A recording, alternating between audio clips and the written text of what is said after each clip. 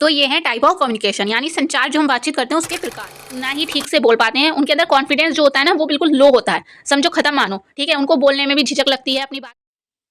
Hello everyone, तो आज की वीडियो में हम करेंगे 3 टॉपिक कंप्लीट, जिसमें फर्स्ट टॉपिक है हमारा विराम पॉज, सेकंड है टाइप्स ऑफ कम्युनिकेशन यानी संचार के प्रकार, थर्ड टॉपिक है हमारा संचार के आक्रामक प्रकार यानी अग्रेसिव टाइप्स ऑफ कम्युनिकेशन। जो कलर टाइप्स होते हैं, अग्रेसिव होते हैं, उन वो टाइप्स जो होते हैं उनके बारे में हम पढ़ेंगे, ठीक है। तो ये 3 टॉपिक हैं किस सब्जेक्ट के और किस यूनिट के हैं ये मैं आपको एक बार बता देती हूँ।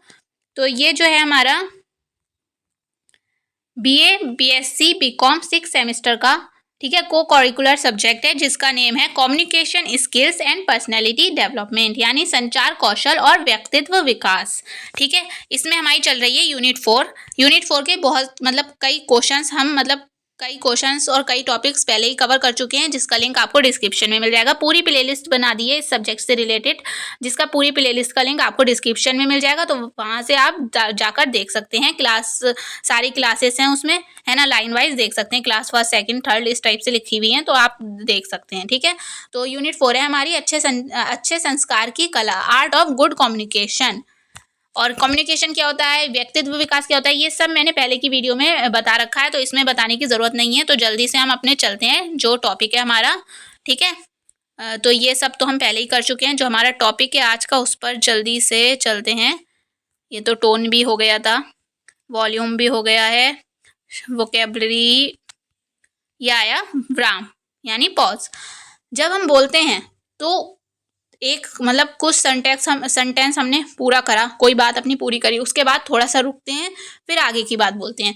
तो ये इसको तरीके से यूज़ करना चाहिए हमें, ठीक तरीके से, तभी हमारे जो बातचीत है वो प्रभावित बनेगी, कम्युनिकेशन अच्छी बनेगी, ठीक है। तो वही क्वेश्चन है, उसी से रिलेटेड सब कि किस टाइप से करना चाहिए।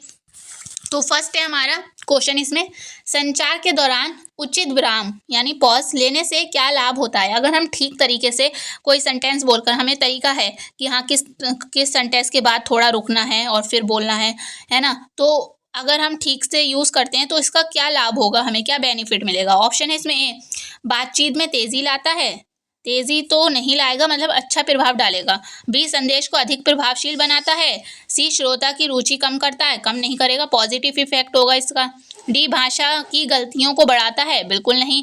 तो इसका आंसर क्या हो जाएगा, बी, संदेश को अधिक प्रभावशील बनाता है, अच्छा बनाता है संदेश को, जो भी हम मैसेज दे रहे हैं, जो बोल रहे हैं उसको क्या बनाएगा, अच्छा बनाएगा, ठीक है। तो अब नेक्स्ट हमारा क्वेश्चन नंबर 2, एक अच्छे संचारक यानी बोलने वाले के लिए विराम का महत्व, पॉज का महत्व क्या होता है। ऑप्शन है इसमें ए, अपनी बातों को जल्दी से कहने में मदद करता है, बिल्कुल नहीं। बी, सुनने वालों को भ्रमित करता है यानी डिस्टर्ब करता है, बिल्कुल नहीं। सी, विचारों को व्यवस्थित करने में सहायता करता है, एक सीक्वेंस में लगाने में विचारों को सहायता करता है।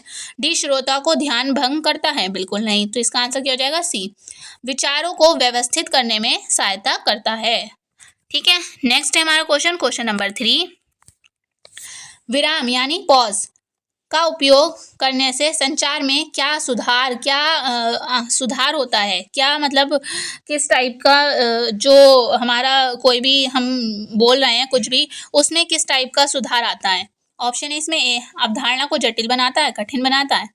बी, संदेश की स्पष्टता बढ़ाता है। सी, संवाद को गति को धीमा करता है। डी, जानकारी की मात्रा को कम करता है।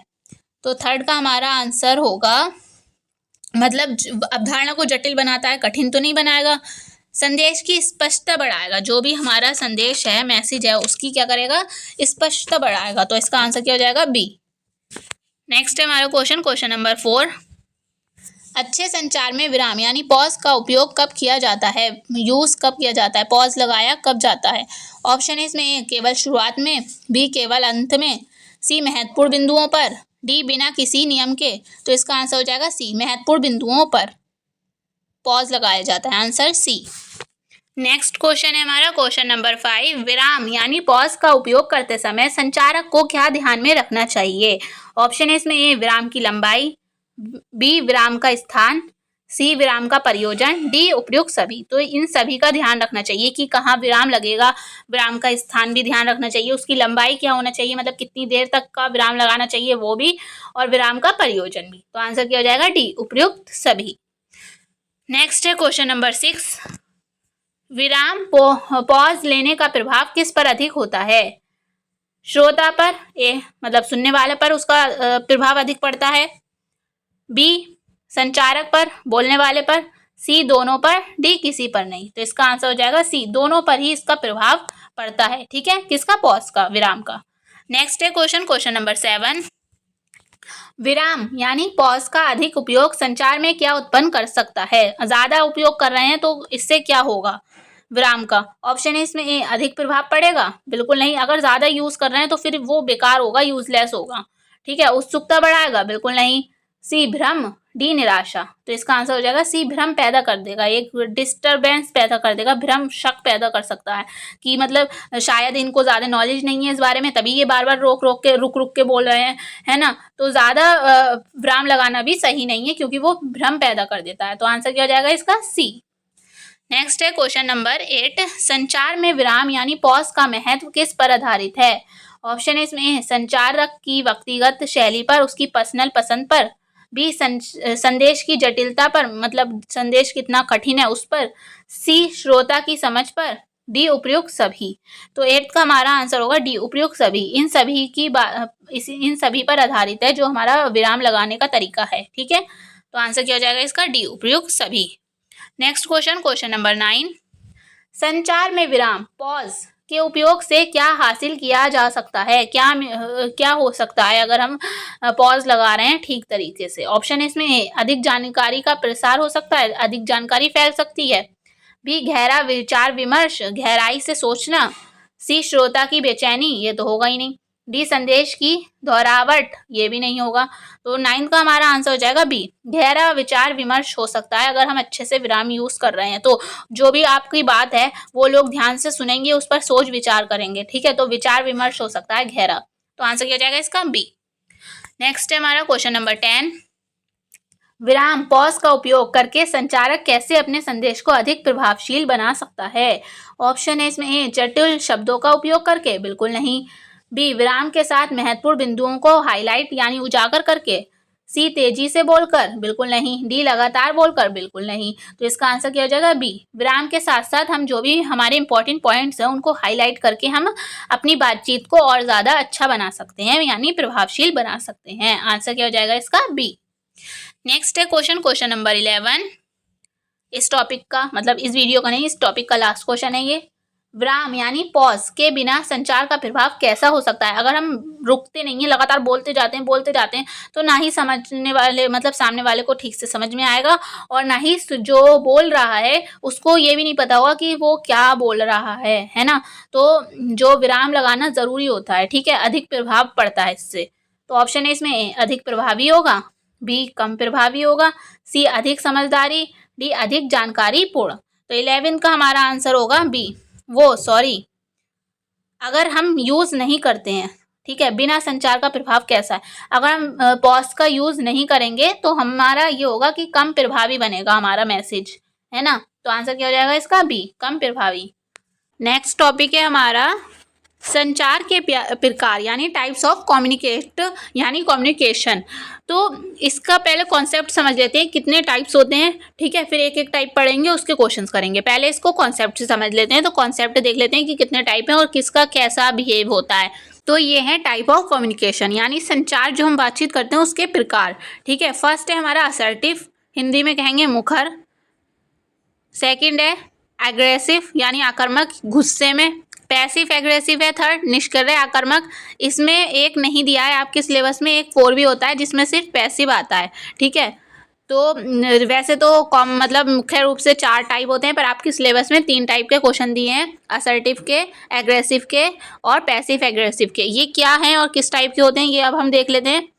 तो फर्स्ट है हमारा एग्रेसिव, जो हम गुस्से में, कुछ लोग ऐसे होते हैं कि गुस्से में ही बातचीत करते हैं, हर टाइम गुस्से में रहते हैं। तो क्या ये अच्छा टाइप है कम्युनिकेशन बातचीत करने का? क्या ये अच्छा टाइप है? बिल्कुल नहीं, ये बिल्कुल गलत टाइप है ना। हर टाइम गुस्से में ही बात करते हैं, असर्टिव बहुत ठीक लोग होते हैं, वो आराम से कोई भी बात करते हैं, किसी की बात आराम से सुनते हैं और विनम्रता से स्पष्ट रूप से बात करते हैं, ठीक है, आराम से। उनकी आवाज़ मधुर और पॉजिटिव होती है, ना कि गुस्से वाली। और वो सुनते भी, अगर किसी की बात भी सुनते हैं तो वो आराम से सुनते हैं और अपनी बात को भी आराम से, धैर्य से, और कॉन्फिडेंस बहुत होता है इन लोगों के अंदर, ठीक है, असर्टिव टाइप में, असर्टिव कम्युनिकेशन में, ठीक है। सेकंड है हमारा, थर्ड देख लेते हैं पहले, पैसिव। पैसिव अगर हम समझ लेंगे तो हमारे पैसिव एग्रेसिव भी समझ में आ जाएगा। तो पैसिव होता है सैडनेस, समझ लो, ठीक है, निष्क्रिय, ना ही ठीक से बोल पाते हैं, उनके अंदर कॉन्फिडेंस जो होता है ना वो बिल्कुल लो होता है, समझो खत्म मानो, ठीक है। उनको बोलने में भी झिझक लगती है, अपनी बात को रखने में भी झिझक लगती है, और वो ये सोचते रहते हैं कि अगर मैं ये बात कह दूंगा तो ये गलत तो नहीं होगी, है ना, तो वो ठीक से बोल ही नहीं पाते हैं, वो होते हैं पैसिव लोग। पैसिव एग्रेसिव क्या है, गुस्से में भी, और बोल भी नहीं पाते हैं, एक तो कुछ टाइम तक बोल नहीं पाते हैं ना, तो उनके अंदर ही अंदर गुस्सा बन जाता है, तो जो भी वो बोलते हैं गुस्से में बोलते हैं और बोल भी नहीं पाते हैं ठीक से, और बोलने के बाद ये रियलाइज होता है कि हाँ हमने गलत बोल दिया था, तो वो होते हैं पैसिव एग्रेसिव, ना ही ठीक से बोल पाते हैं और ना ही ठीक से गुस्सा कर पाते हैं। गुस्सा तो होता है उनके अंदर, है ना, पर गुस्सा वो ठीक से नहीं कर पाते हैं और ना ही वो ठीक से बोल पाते हैं, कॉन्फिडेंस भी उनके अंदर ज़्यादा ठीक नहीं होता है। तो हमारे सिलेबस में है 3 टाइप इसके, असर्टिव जो विनम्र होते हैं, आराम से बात करते हैं, आराम से किसी की बात सुनते हैं, एग्रेसिव यानी गुस्से वाले, बहुत ज़्यादा हर बात को गुस्से में बोलना, और पैसिव एग्रेसिव होता है गुस्सा तो होता ही होता है हल्का फुल्का, साथ साथ वो निष्क्रिय भी होते हैं, मतलब जैसे कि कुछ ठीक से बोल ही नहीं पाते हैं, उनको झिझक लगती है बोलने में, तो वो पैसिव एग्रेसिव में आता है, ठीक है। अब आपके समझ में आएंगे इससे रिलेटेड जो भी हमारे क्वेश्चन होंगे। तो अब हम क्वेश्चन देख लेते हैं अपने। तो ये रहे क्वेश्चन, और इसमें फर्स्ट टाइप है हमारा असर्टिव, ठीक है, यानी मुखर, हिंदी में कहेंगे तो मुखर। पहला क्वेश्चन, अगर आपको हिंदी में समझ में ना आए तो क्वेश्चन पेपर में इंग्लिश में भी लिखा होगा, इंग्लिश में भी एक बार क्वेश्चन को पढ़ लीजिएगा, ठीक है। तो फर्स्ट क्वेश्चन है हमारा, मुखर संचार में यानी असर्टिव कम्युनिकेशन में व्यक्ति किस प्रकार की भावनाओं को प्रकट करता है। ऑप्शन है इसमें, ए आक्रामक यानी गुस्से वाला, बी निष्क्रिय यानी मतलब एक्टिव ना हो, बिल्कुल अजीब, मतलब साइलेंस रहना, सी स्पष्ट और सम्मानजनक, डी अस्पष्ट। तो इसका आंसर आपको अच्छे से पता होगा। असर्टिव में मैंने बताया था कि कोई भी व्यक्ति होता है अपनी बात को अच्छे से रखता भी है, समझाता भी है सामने वाले को, और सामने वाले की बात भी आराम से सुनता है, तो क्या होता है, स्पष्ट और सम्मानजनक तरीके से। तो आंसर क्या हो जाएगा इसका, सी। नेक्स्ट है हमारा क्वेश्चन नंबर 2, मुखर संचार की मुख्य विशेषता क्या है। ऑप्शन है इसमें, ए दूसरों को नीचे दिखाना, बी अपनी बात विनम्रता से रखना, सी शोर मचाना, डी चुप रहना। तो मुखर संचार की मुख्य विशेषता क्या है, अपनी बात को विनम्रता आराम से रखना किसी के सामने, ठीक है, विनम्रता मतलब आराम से नर्म तरीके से अपनी बात को रखना। नेक्स्ट हमारा क्वेश्चन नंबर 3, मुखर संचार में व्यक्ति किस होगा, ये किस प्रकार के शब्दों का उपयोग करता है, यूज करता है। ऑप्शन है इसमें, ए आक्रामक और हमलावर, बिल्कुल नहीं, बी मधुर और सकारात्मक यानी पॉजिटिव, सी अस्पष्ट और गोलमोल, बिल्कुल नहीं, गोलमोल तो निष्क्रिय वाला जो होता है पैसिव एग्रेसिव उसमें होती हैं, वो इंसान गोलमोल बातें करता है, ठीक है, डी नकारात्मक निगेटिव और निंदात्मक, बिल्कुल नहीं। तो आंसर क्या हो जाएगा इसका, बी मधुर और पॉजिटिव बातें करता है, सकारात्मक बातें करता है जो मुखर संचार का व्यक्ति होता है। नेक्स्ट है हमारा क्वेश्चन नंबर 4, मुखर संचार के दौरान व्यक्ति कैसा व्यवहार करता है। ऑप्शन है इसमें, ए आत्मकेंद्रित होता है, खुद के बारे में सिर्फ, ठीक है, बी सहयोगी और समझदारी वाली बातें, सी उदासीन, डी अव्यवहारिक। तो इसका आंसर क्या, उदासीन तो निष्क्रिय पैसिव वाले में होती हैं, ठीक है, तो इसका आंसर, और अव्यवहारिक जो होती है मतलब बुरा व्यवहार करता है तो वो एग्रेसिव में आ जाता है। तो इसका आंसर आपको अच्छे से पता होगा, बी होगा, सहयोगी और समझदारी वाली बातें होती हैं मुखर संचार के दौरान, ठीक है, आंसर बी। नेक्स्ट है हमारा क्वेश्चन नंबर 5, मुखर संचार करते समय व्यक्ति की बॉडी लैंग्वेज कैसी होती है। ऑप्शन है इसमें, आक्रामक और धमकाने वाली, बिल्कुल नहीं, बी शांत और आत्मविश्वासी कॉन्फिडेंस, सी डरी हुई और अनिश्चित, बिल्कुल नहीं, डी उदासीन और बेपरवाह, बिल्कुल नहीं। तो आंसर क्या हो जाएगा इसका, बी शांत और आत्मविश्वासी, कॉन्फिडेंस दिखता है मुखर संचार करते समय, व्यक्ति की बॉडी लैंग्वेज में कॉन्फिडेंस जरूर दिखना चाहिए। तो आंसर क्या हो जाएगा इसका, बी। नेक्स्ट है क्वेश्चन नंबर 6, मुखर संचार में व्यक्ति अपनी बात कैसे रखता है? ऑप्शन है इसमें ए दूसरे की राय को नकारते हुए, बिल्कुल नहीं। बी सम्मानजनक ढंग से सभी पक्षों को सुनते हुए। सी बिना किसी तर्क के, बिना किसी लॉजिक के, बिल्कुल नहीं। डी चिल्लाकर और आक्रामक तरीके से, बिल्कुल नहीं। तो आंसर क्या हो जाएगा इसका? बी सम्मानजनक, सामने वाले की रिस्पेक्ट करते हुए, सभी पक्षों को सुनते हुए। ठीक है, अपनी बात कैसे रखता है? सभी पक्षों को सुनते हुए। तो आंसर क्या हो जाएगा इसका? B. Next question, question number 7। मुखर संचार के लाभ में से एक क्या है? इनमें से कौन सा मुखर संचार का बेनिफिट है? ऑप्शन है इसमें ए संघर्ष की संभावना को बढ़ाता है, बिल्कुल नहीं। बी आत्मसम्मान में वृद्धि। सी दूसरों को अनदेखा करना, बिल्कुल नहीं। डी विवादों को जन्म देता है, बिल्कुल नहीं। जो मुखर संचार असर्टिव संचार होता है, पॉजिटिविटी होती है इसमें, ठीक है, और सामने वाले का ये अपना आत्मसम्मान बढ़ता है। ठीक है, तो आंसर क्या हो जाएगा? बी। अगर हम किसी से आराम से बात करेंगे तो सामने वाला भी हमसे आराम से ही बात करेगा, ना कि चिल्ला के बात करेगा। ठीक है, तो क्या होगा? आत्मसम्मान बढ़ेगा, आत्मसम्मान में वृद्धि होगी। तो आंसर क्या हो जाएगा? बी। नेक्स्ट है हमारा क्वेश्चन, क्वेश्चन नंबर 8। मुखर का संचार का अभ्यास करते समय व्यक्ति को किस बात का ध्यान रखना चाहिए? किस टाइप का ध्यान रखना चाहिए मुखर संचार का अभ्यास करते हुए? ऑप्शन है इसमें ए केवल अपनी बात कहना, बिल्कुल नहीं। बी दूसरों की बातों को भी समझना। सी दूसरों की बातों को नजरअंदाज करना, बिल्कुल नहीं। डी अपनी बातों को दोहराना, बिल्कुल नहीं। अपनी बातों को बार बार रिपीट करना, नहीं। तो आंसर क्या हो जाएगा? बी दूसरों की बातों को भी समझना। ठीक है, नेक्स्ट है हमारा क्वेश्चन, क्वेश्चन नंबर 9। मुख्य संचार की प्रक्रिया में किस प्रकार के प्रश्न पूछे जाते हैं? मुख्य संचार की जो प्रक्रिया होती है उसमें किस टाइप के क्वेश्चन पूछे जाते हैं? ऑप्शन है इसमें ए बंद प्रश्न, बी खुले प्रश्न, सी अस्पष्ट प्रश्न, डी आक्रामक प्रश्न। तो जो मुखर संचार की जो प्रक्रिया है उसमें ना खुले प्रश्न पूछे जाते हैं साफ तौर पर। तो आंसर हो जाएगा इसका बी खुले प्रश्न। ठीक है, 9 का आंसर है हमारा बी। नेक्स्ट है हमारा क्वेश्चन, क्वेश्चन नंबर 10। मुखर संचार में व्यक्ति किस प्रकार का आत्म आकलन करता है? ऑप्शन है इसमें ए आलोचनात्मक, आलोचना यानी एक टाइप से कह सकते हैं बुराई करना। बी निष्पक्ष और सचेत। सी अंतरंचित। डी नकारात्मक यानी नेगेटिव। तो इसका आंसर हो जाएगा हमारा बी निष्पक्ष, यानी मतलब किसी का पक्ष ना लेना, है ना, एक तरफा बात न करना। निष्पक्ष और सचेत आकलन किया जाता है इसमें। ठीक है, तो आंसर क्या हो जाएगा इसका? बी। नेक्स्ट है हमारा क्वेश्चन, क्वेश्चन नंबर 11। मुखर संचार का महत्व क्या है? इसकी इम्पोर्टेंस क्या है? ऑप्शन है इसमें ए संबंधों में तनाव बढ़ाना, जो रिलेशनशिप है उसमें तनाव टेंशन बढ़ाना। बी संबंधों में सुधार और गहराई लाना। सी व्यक्तिगत यानी पर्सनल अवसरों को सीमित करना। डी आत्मसंदेह को बढ़ावा देना। तो 11 का हमारा आंसर है बी संबंधों में सुधार और गहराई लाना। ठीक है, अगर हम मुखर संचार करेंगे यानी कोई भी बात आराम से और साफ तरीके से बोलेंगे तो इससे क्या होगा? संबंधों में सुधार आएगा और गहराई आएगी। Answer B. नेक्स्ट है हमारा क्वेश्चन, क्वेश्चन नंबर 12। मुखर संचार में आई संदेशों का उपयोग क्यों महत्वपूर्ण है? ऑप्शन है इसमें ए दूसरों पर दोष लगाने के लिए। बी व्यक्तिगत भावनाओं और ज़रूरतों को व्यक्त करने के लिए। आई मतलब मैं, ठीक है, खुद के लिए जो बात कही जा रही है।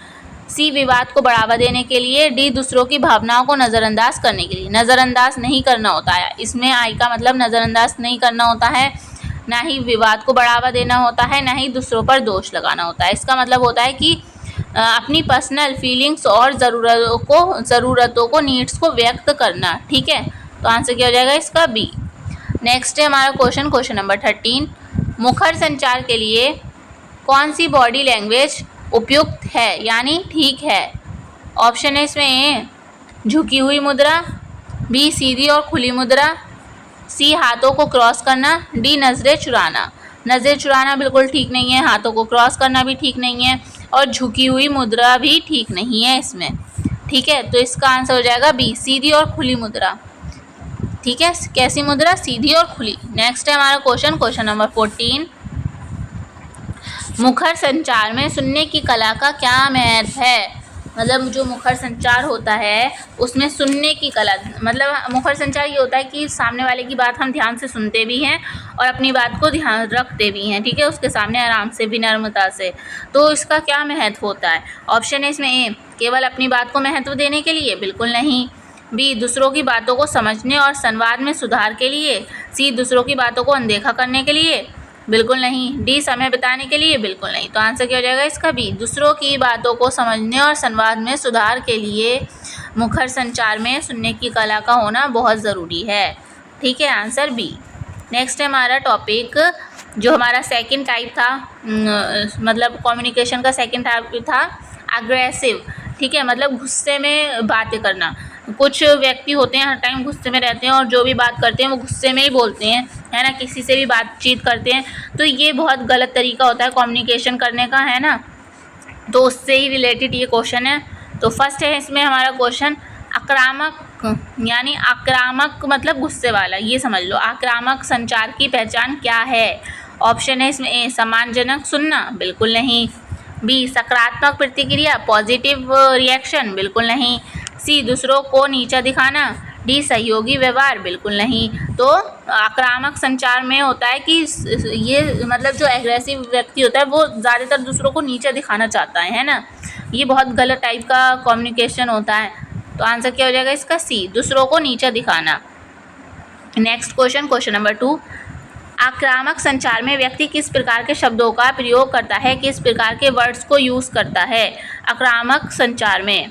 ऑप्शन है इसमें ए, प्रेरणादायक शब्द, बिल्कुल नहीं। इसमें आंसर आप तो पॉजिटिव नेगेटिव देखकर भी आप छांट सकते हैं, जैसे कि मैं कर रही हूँ कि प्रेरणादायक पॉजिटिव है, पर इसमें आंसर आएगा नेगेटिव, ठीक है, क्योंकि आक्रामक के बारे में बताना है। सहायक शब्द, हेल्पफुल वर्ड्स, ये भी नहीं होगा। सी, आलोचनात्मक शब्द। डी, प्रशंसात्मक शब्द, प्रशंसात्मक शब्द भी नहीं होगा।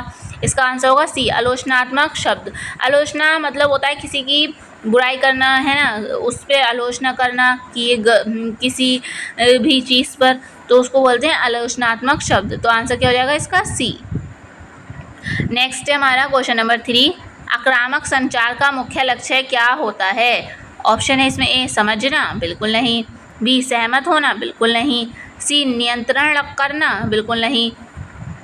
एक मिनट, नियंत्रण मतलब ज़ोर ज़बरदस्ती से किसी पे कंट्रोल करना जो होता है वो आक्रामक संचार का मुख्य लक्ष्य होता है, ठीक है। तो आंसर क्या हो जाएगा इसका? सी, किसी पर नियंत्रण करना, किसी के ऊपर, खुद पर नहीं, खुद को कंट्रोल करना नहीं, दूसरों को कंट्रोल करना, चाहना कि वो हमारे इशारों पे नाचे, इस टाइप से, है ना। तो आंसर क्या हो जाएगा इसका? सी, नियंत्रण करना जो है आक्रामक संचार का मुख्य लक्ष्य होता है। कुछ लोग अक्सर चाहते हैं कि सामने वाला इंसान हमारे हिसाब से काम करे, हमारे हिसाब से ही सब कुछ करे, है ना, तो उसको बोलते हैं नियंत्रण करना। नेक्स्ट है हमारा क्वेश्चन, क्वेश्चन नंबर 4, आक्रामक संचार का परिणाम क्या होता है? अगर हमारा कम्युनिकेशन जो है, बातचीत करने का तरीका गुस्से वाला है, आक्रामक है, तो उसका रिजल्ट क्या निकलेगा? ऑप्शन है इसमें ए, संघर्ष का निर्माण होगा। बी, दोस्ती का विकास होगा, बिल्कुल नहीं। सी, अगर हम किसी से गुस्से में बात कर रहे हैं तो क्या वो हमारा दोस्त बनेगा? नहीं ना, तो दोस्ती का विकास तो होगा नहीं। सहयोग की भावना उत्पन्न होगी, बिल्कुल नहीं। डी, समझदारी का विकास होगा, बिल्कुल नहीं। तो आंसर क्या हो जाएगा इसका? ए, संघर्ष, एक टाइप का संघर्ष उत्पन्न होगा, ठीक है, संघर्ष का निर्माण होगा। तो आंसर क्या हो जाएगा इसका? ए। नेक्स्ट है क्वेश्चन नंबर 5, आक्रामक संचार में व्यक्ति की शारीरिक भाषा कैसी होती है? जो आक्रामक संचार होता है उसमें जो व्यक्ति की शारीरिक मतलब बॉडी लैंग्वेज है वो किस टाइप की होती है? ऑप्शन है इसमें ए, शांत तो होती है हमारी असर्टिव में, ठीक है, आराम से बोलना, शांत तरीके से। बी, आक्रामक यानी गुस्से वाली। सी, सहज यानी कुछ भी सह जाना। डी, आत्मविश्वासी यानी कॉन्फिडेंस वाली, वो भी असर्टिव में होती है, तो ये भी आंसर नहीं होगा। आंसर होगा इसका बी। जाहिर सी बात है, इसमें लिखा हुआ है साफ साफ आक्रामक संचार, ठीक है, आक्रामक तो ही होगा। कैसी होगी हमारी बॉडी लैंग्वेज? आक्रामक यानी गुस्से वाली। तो आंसर हो जाएगा इसका बी। नेक्स्ट है हमारा क्वेश्चन, क्वेश्चन नंबर 6, आक्रामक संचार के दौरान व्यक्ति की आवाज़ का स्वर कैसा होता है? जो हम बोलते हैं वो, अगर हम गुस्से में हैं तो हमारा जो आवाज़ है वो उसकी टोन कैसी होती है? ऑप्शन है इसमें ए, नर्म होती है, बिल्कुल नहीं। बी, मधुर होती है, मीठी होती है, बिल्कुल नहीं। सी, उच्च और कठोर होती है। डी, स्थिर होती है, बिल्कुल नहीं। तो क्या होगा आंसर? सी होगा। जब हम गुस्से में होते हैं तो हमारी आवाज़ कैसी होती है? उच्च होती है और कठोर होती है। ठीक है, answer C. Next question number 7, आक्रामक संचार के प्रभाव में दूसरों की प्रतिक्रिया कैसी होती है? मतलब अगर आक्रामक संचार का प्रभाव, मतलब अगर हम किसी सामने वाले से गुस्से में बात कर रहे हैं तो उसका रिएक्शन कैसा होगा, उसकी प्रतिक्रिया कैसी होगी? ऑप्शन है इसमें ए सकारात्मक यानी पॉजिटिव होगी, बिल्कुल नहीं। बी उत्साहित होगी, बिल्कुल नहीं। सी नकारात्मक यानी नेगेटिव या भयभीत डरा हुआ होगा, यही इसका आंसर होगा। अगर हम किसी व्यक्ति से गुस्से में बात कर रहे हैं तो उसका रिजल्ट या तो नेगेटिव होगा, है ना, या फिर वो भी हमसे गुस्से में बात करेगा या मारपीट करेगा, या फिर वो डर जाएगा। ठीक है, तो इन दोनों में से एक होगा, तो आंसर क्या हो जाएगा इसका? सी। नेक्स्ट है हमारा क्वेश्चन नंबर 8, आक्रामक संचार किस प्रकार की भावनाओं को दर्शाता है? जो गुस्से वाला कम्युनिकेशन है, बातचीत करने का तरीका है, वो किस टाइप की फीलिंग्स को दर्शाता है? ऑप्शन है इसमें ए खुशी और संतोष, बिल्कुल नहीं। बी गुस्सा और नाराज़गी। सी उत्साह और आशावाद, बिल्कुल नहीं, यानी होप। ठीक है। डी शांति और स्थिरता, बिल्कुल नहीं। आक्रामक संचार है तो वो गुस्से और नाराज़गी को दिखाता है। ठीक है, तो आंसर क्या हो जाएगा इसका? बी गुस्सा और नाराज़गी। नेक्स्ट है क्वेश्चन नंबर 9, आक्रामक संचार का उपयोग करने वाले व्यक्ति की सामाजिक स्थिति कैसी होती है? यानी जो एग्रेसिव रहता है, ज़्यादातर व्यक्ति गुस्से में रहता है, उसका जो समाज में जो स्थिति है, पोजीशन है, वो कैसी हो जाती है? ऑप्शन है इसमें ए लोकप्रिय यानी पॉपुलर और सम्मान करने वाला रहता है, मतलब सब लोग उसका सम्मान करते हैं क्या? बिल्कुल नहीं। अगर हम किसी से गुस्से में बात करेंगे तो वो हमारा सम्मान थोड़ी ना करेगा, है ना, तो आंसर तो ये तो होगा नहीं। बी अलग थलग और अस्वीकृत। सी सहयोगी और मिलनसार, बिल्कुल नहीं। डी सक्रिय यानी एक्टिव और उत्साही, ये बिल्कुल नहीं। तो इसका आंसर क्या हो जाएगा? बी अलग थलग और अस्वीकृत, यानी समाज के द्वारा अस्वीकृत किया जाता है ऐसा व्यक्ति जो गुस्से में बात करता है।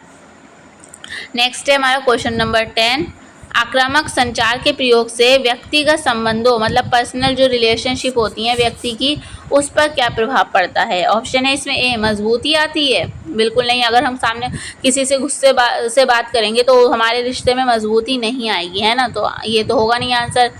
बी समर्थन यानी हेल्पफुल होता है, बिल्कुल नहीं। या दूरियाँ आती हैं। डी सहानुभूति होती है, बिल्कुल नहीं। तो आंसर हो जाएगा सी दूरियां आती हैं। अगर हम किसी से गुस्से से बात करेंगे तो उसके और हमारे रिश्ते में क्या आएंगी? दूरियां आएंगी। तो आंसर क्या हो जाएगा इसका? सी। नेक्स्ट है हमारा क्वेश्चन नंबर 11, आक्रामक संचार के प्रभाव को कम करने के लिए क्या किया जा सकता है? अगर हम गुस्सा ज़्यादा करते हैं तो उसको कम करने के लिए क्या कर सकते हैं हम? ऑप्शन है इसमें ए और अधिक आक्रामक होना और अधिक गुस्सा आना, बिल्कुल नहीं।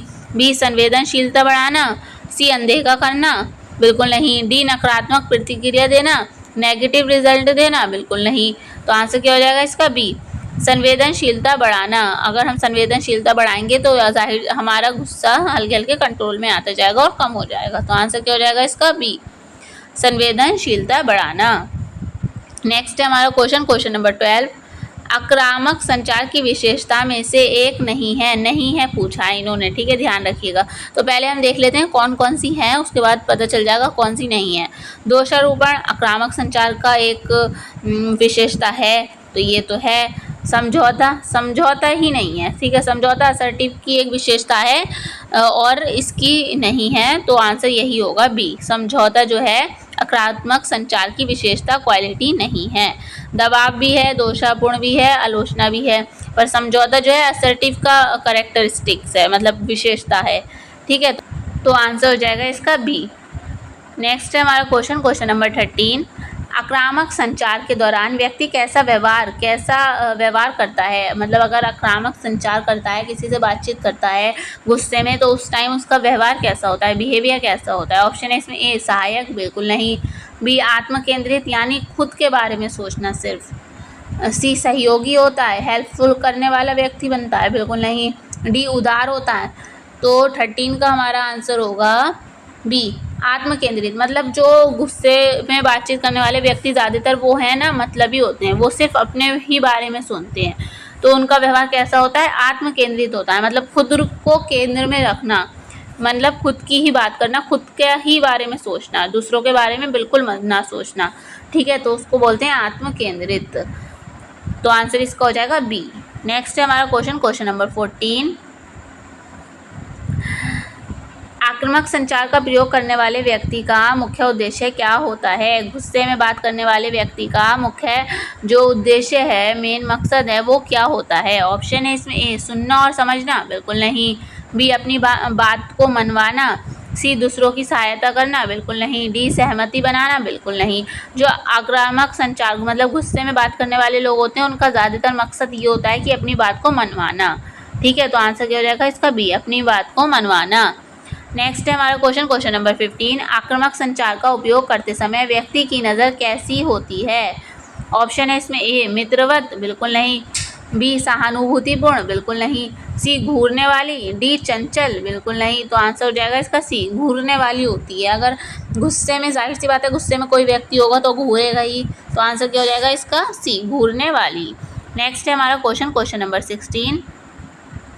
आक्रामक संचार के दौरान व्यक्ति के हाव भाव कैसे होते हैं, मतलब उसका फेस एक्सप्रेशन कैसे होते हैं आक्रामक संचार के दौरान? ऑप्शन है इसमें ए आरामदायक होते हैं, बिल्कुल नहीं। बी खुले और स्वीकार्य होते हैं, मतलब लोग उसको स्वीकार कर लें, बिल्कुल नहीं। सी बंद और धमकी भरे। डी उत्साही। तो आंसर हो जाएगा इसका सी। अगर हम गुस्से में बातचीत कर रहे हैं तो जाहिर सी बात है, कोई भी हमसे गुस्से में बातचीत कर रहा है तो जाहिर सी बात है वो जो है धमकी हो सकती है, या फिर गुस्से में बात करना है ना, तो बंद और धमकी भरे होते हैं। नेक्स्ट है हमारा क्वेश्चन नंबर 17।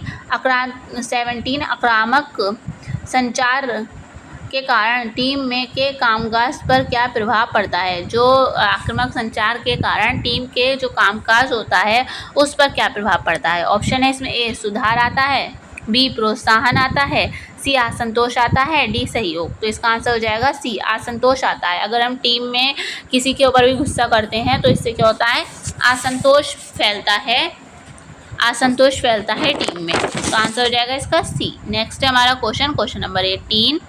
इस वीडियो का लास्ट क्वेश्चन है ये। आक्रामक संचार का यूज़ करने वाले व्यक्ति का मुख्य लक्षण क्या होता है? ऑप्शन है इसमें ए धैर्य रखता है, वो आराम से कोई भी काम करता है, बिल्कुल नहीं। बी समझदारी से काम लेता है, बिल्कुल नहीं।